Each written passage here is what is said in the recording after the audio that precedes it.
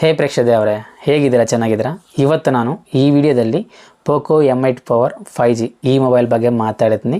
ಈ ಮೊಬೈಲ್ ನಮ್ಮ ಇಂಡಿಯಾದಲ್ಲಿ ರೀಸೆಂಟಾಗಿ ಲಾಂಚ್ ಮಾಡಿದ್ದಾರೆ. ಪ್ರೈಸ್ ನಾವು ನೋಡಿದ್ರೆ 6GB RAM 128GB storage variant 25,000 ಹಾಕಿದ್ದಾರೆ. ಈ ಪ್ರೈಸಲ್ಲಿ ನಾವು ಈ ಮೊಬೈಲ್ ಇವಾಗ ತಗೋಬೋದಾ ಇಲ್ಲ? ಹಾಗೆ ನೆಕ್ಸ್ಟ್ 4 ಮಂತ್ಸಲ್ಲಿ ನಮ್ಮ ಇಂಡಿಯಾದಲ್ಲಿ ಸೇಲ್ಸ್ ಬರ್ತಾ ಇದ್ದಾವೆ.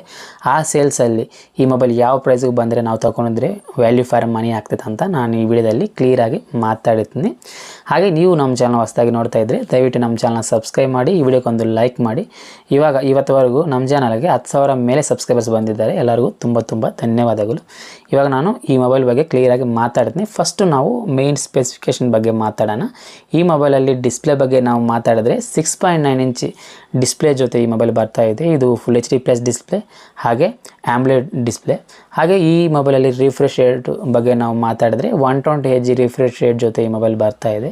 ಈ ಮೊಬೈಲಲ್ಲಿ ಸ್ನ್ಯಾಪ್ಡ್ರ್ಯಾಗನ್ ಪ್ರೊಸೆಸರ್ ಯೂಸ್ ಮಾಡಿದ್ದಾರೆ. ಸ್ನ್ಯಾಪ್ಡ್ರ್ಯಾಗನ್ 4 Gen 4 ಪ್ರೊಸೆಸರ್ ಯೂಸ್ ಮಾಡಿದ್ದಾರೆ. ಇದು 4 Gen 3ಗೆ ಅಪ್ಗ್ರೇಡ್ ಅನ್ಬೋದು. ಹಾಗೆ ಈ ಮೊಬೈಲಲ್ಲಿ back side main sensor 50MP ಇರ್ತೈತೆ. 8MP ಫ್ರಂಟ್ ಕ್ಯಾಮೆರಾ ಜೊತೆ ಈ ಮೊಬೈಲ್ ಬರ್ತಾ ಇದೆ.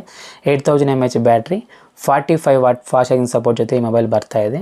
Android 16 out of the box ಬರ್ತಾ ಇದೆ. ಇವಾಗ ಪ್ರೈಸ್ ಬಗ್ಗೆ ನಾವು ಮಾತಾಡಿದ್ರೆ 6GB RAM 128GB storage variant 25,000 ಪ್ರೈಸಲ್ಲಿ ಇಕ್ಕಿದ್ದಾರೆ. ಈ ಬಜೆಟಲ್ಲಿ ಈ ಮೊಬೈಲ್ ತಗೋಬೋದಾ ಇಲ್ಲ ಅಂತ ಮಾತಾಡಿದ್ರೆ ಡೆಫಿನೆಟಾಗಿ 25,000 ಬಜೆಟಲ್ಲಿ ಈ ಮೊಬೈಲು ಸ್ಕಿಪ್ ಮಾಡೋದೇ ಒಳ್ಳೆಯದು. ಯಾವ ಪ್ರೈಸಲ್ಲಿ ತೊಗೊಂಡಿದ್ರೆ ಒಳ್ಳೇದಂತ ನಾನು ಮಾತಾಡ್ತೀನಿ. ಯಾಕೆ 25,000 ಬಜೆಟಲ್ಲಿ ಈ ಮೊಬೈಲ್ ಅಷ್ಟು ವ್ಯಾಲ್ಯೂ ಫಾರ್ ಮನಿ ಮೊಬೈಲ್ ಆಗಲ್ಲ ಅಂತ ನಾನು ಇವಾಗ ಫಸ್ಟ್ ಮಾತಾಡಿದ್ದೀನಿ. ಅದಕ್ಕಿಂತ ಮುಂಚೆ ನಾವು ಲಾಸ್ಟ್ 4 ಇಯರ್ಸ್ನಿಂದ ನಾವು ನೋಡಿದರೆ ಸ್ನ್ಯಾಪ್ಡ್ರ್ಯಾಗನ್ 4 Gen 1, 4 Gen 2, 4 Gen 3 ಈ ಪ್ರೊಸೆಸರ್ನಿಂದ ಬರೋ ಎಲ್ಲ ಮೊಬೈಲ್ಸು ಪ್ರೈಸ್ ನಾವು ನೋಡಿದ್ರೆ ಜಸ್ಟ್ 10,000ನಿಂದ 12,000 ಈ ಬಜೆಟಲ್ಲಿ ಮಾತ್ರನೇ ಬರ್ತಾ ಇದ್ದಾವೆ.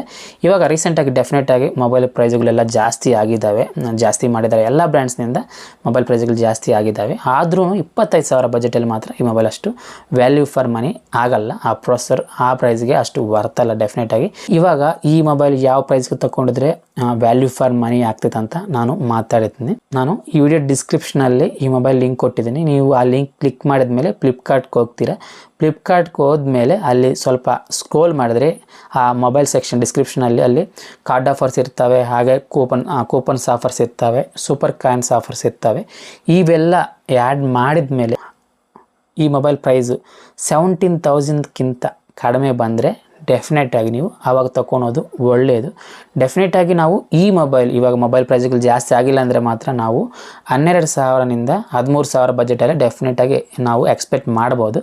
ಆದರೆ ಇವಾಗ ಮೊಬೈಲ್ ಪ್ರೈಸ್ಗಳೆಲ್ಲ ಜಾಸ್ತಿ ಆಗಿದ್ದಾವೆ. ಅದಕ್ಕೆ ನೀವು ಡೆಫಿನೆಟಾಗಿ 17,000ಕ್ಕಿಂತ ಕಡಿಮೆ ಬಂದರೆ ತಗೊಳೋದು ಒಳ್ಳೆಯದು. ಇವಾಗ 25,000 ಇದೆ. 25,000 ಬಜೆಟಲ್ಲಿ ಬೇಡ. ನೀವು ಸೇಲ್ಸ್ ಬರ್ತಾ ಇದ್ದಾವೆ ಡೆಫಿನೆಟಾಗಿ. ನೆಕ್ಸ್ಟ್ ಬರೋ 3-4 ತಿಂಗಳಲ್ಲಿ ಜಾಸ್ತಿ ಸೇಲ್ಸ್ ಬರ್ತಾ ಇದ್ದಾವೆ. ಆ ಸೇಲ್ಸಲ್ಲಿ ಡೆಫಿನೆಟಾಗಿ ಮೊಬೈಲ್ ಪ್ರೈಸ್ ಕಡಿಮೆ ಆಗ್ತೈತೆ. ಆವಾಗ ನೀವು ಈ ಮೊಬೈಲೇ ತೊಗೊಬೇಕಂತ ಉದ್ದೇಶ ಇದ್ದರೆ ಮಾತ್ರ 17,000ಅಲ್ಲಿ ತಗೊಳೋದು ಒಳ್ಳೆಯದು. ಅದಕ್ಕಿಂತ ಕಡಿಮೆ ಬಂದರೆ ಇನ್ನೂ ಒಳ್ಳೆಯದು ಡೆಫಿನೆಟಾಗಿ.